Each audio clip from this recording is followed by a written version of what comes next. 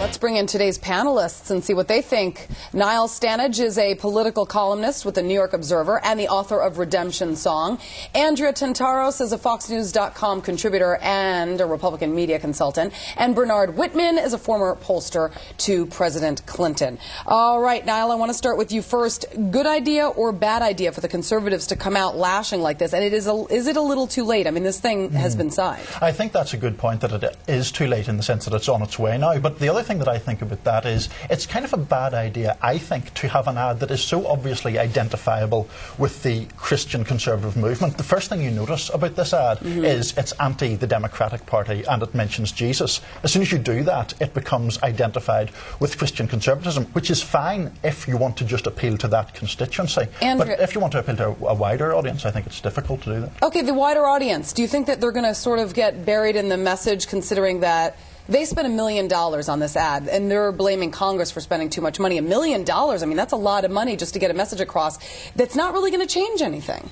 Well, I disagree with you respectfully. I think that the Republican Party should be running ads. Right now, the National Republican Congressional Committee is actually running ads in districts of Democrats who voted for this bill. It's a smart political move. Why? Because it points out, look, who voted for this? What is this bill actually going to do? It communicates to the American people, and it holds Democrats accountable because this is a Democratic bill. I do agree with you, though. Even as a Christian myself, I'm not in favor of politicizing Jesus. I think the wastefulness of running the ads now is that people are only going to make up their mind about this bill when they find out whether it works or not. And that's going to be perhaps when they a year use or more Democratic down the line. New York Senator Chuck Schumer in saying that people don't care about all the pork, I say they would care if they understood all the pork. And I don't even think the congressman understands all the pork in that 1,000-page long stimulus package. But I think the bigger question is, hasn't the right wing politicized Jesus enough? The truth of the matter is, this bill will create 3 to 3.5 million, creators say 3 to 3.5 million new jobs. The majority of Americans are in favor of it, and most of this money is going to be spent in the next 18 months. This is a good bill.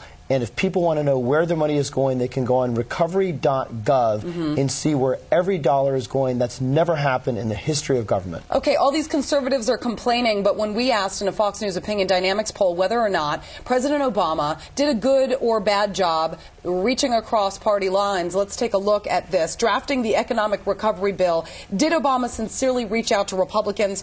The majority all say yes, 66%. Republicans, 42%, which honestly isn't that bad.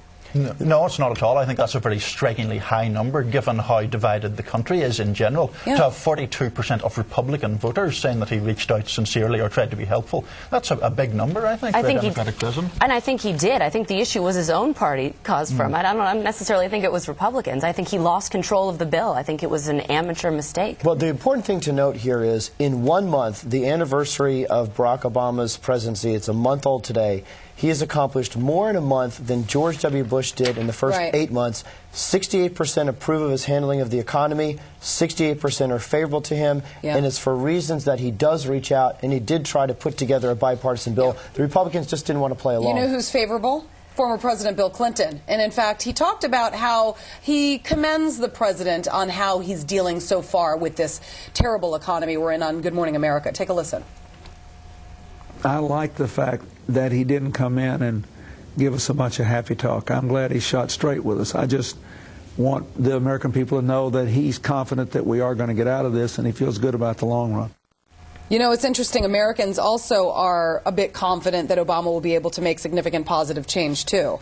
And we have that poll, if you guys could throw that up real quick. 64% of those polled are confident that President Obama will bring significant positive change versus 75% who said so back in January. So confidence levels slipping a little bit, though there is still hope.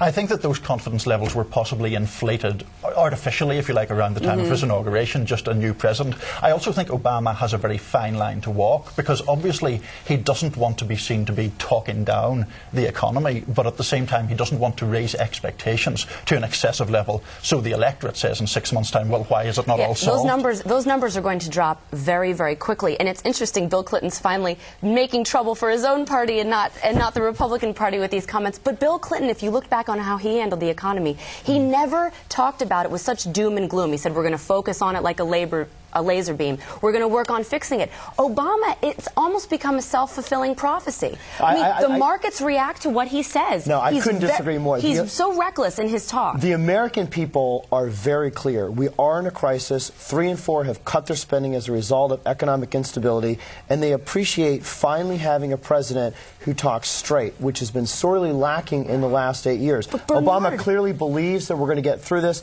but I do think Clinton is right that Obama can remind people that he does believe America's best days are in fact ahead of us. Julie, think about this. The stimulus offers tax credits for people to buy a house and a car. If your president is telling you that we're in crisis, nobody's going to buy a house or a car. It is very psychological. Yesterday, the Dow closed at the lowest point in 6 years. That tells you a lot about the psyche going on among Americans. So you do want to hear a positive president say, change is coming, and it's coming sooner, not 5 years from now. We want to get it now, but that's all the time we have. I apologize. Niall Stanage, thank you very much, and Andrea Tantaros, Bernard Whitman, thank you all for coming in. Thanks, Julie.